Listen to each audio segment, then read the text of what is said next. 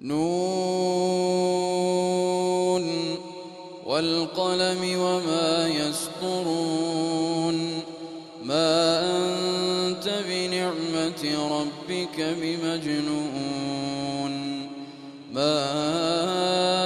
أنت بنعمة ربك بمجنون وإن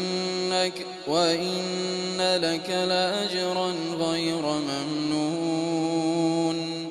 وإنك لعلى خلق عظيم فستبصر ويبصرون بأيكم المفتون إن ربك هو أعلم بمن ضل عن سبيله وهو أعلم بالمهتدين فلا تطع المكذبين ودوا لو تدهن فيدهنون ولا تطع كل حلاف مهين هماز مشاء بنميم مناع للخير معتد أثيم عتل بعد ذلك زنيم أن كان ذا مال وبنين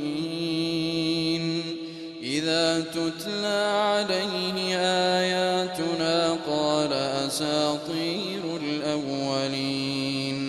سنسمه على الخرطوم إنا بلوناهم كما بلونا أصحاب الجنة إذ أقسموا ليصرمنها مصبحين ولا يستثنون إنا بلوناهم كما بلونا أصحاب الجنة إذ أقسموا ليصرمنها مصبحين ولا يستثنون فطاف عليها طائف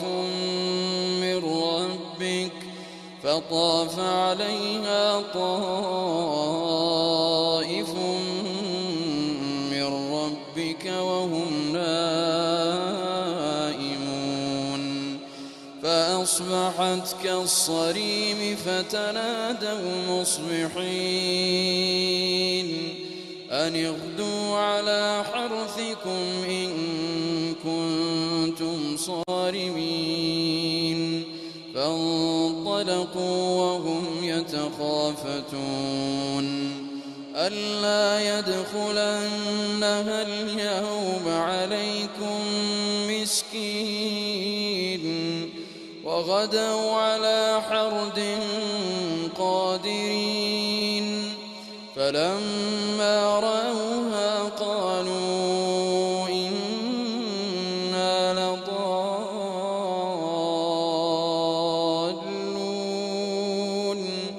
بل نحن محرومون قال أوسطهم ألم أقل لكم لولا تسبحون قالوا سبحان ربنا إنا كنا ظالمين فأقبل بعضهم على بعض يتلاومون قالوا يا ويلنا إنا كنا طاغين عسى ربنا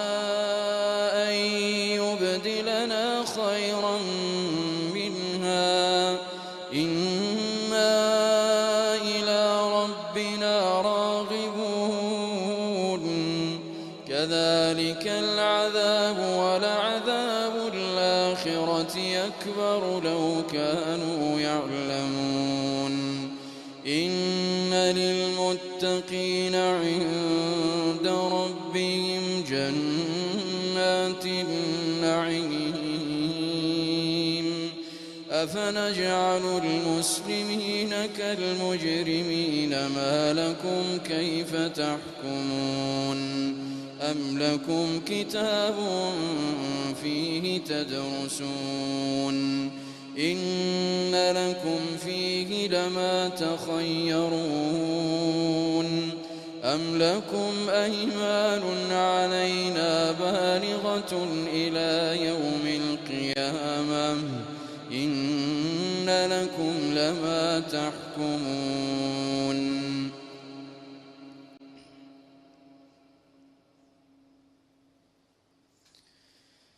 سلهم أيهم بذلك زعيم أم لهم شركاء فليأتوا بشركائهم إن كانوا صادقين يوم يكشف عن ساق ويدعون إلى السجود فلا يستطيعون خاشعة أبصارهم ترهقهم ذلة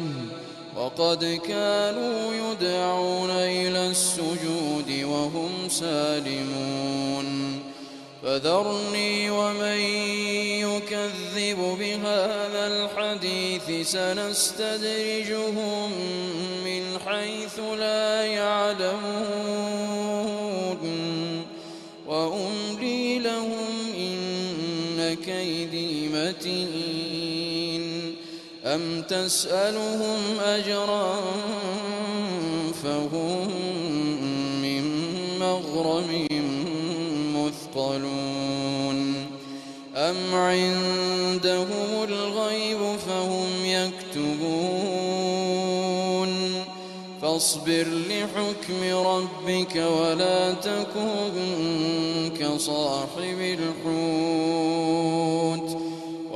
تكن كصاحب الحوت إذ نادى وهو مكظوم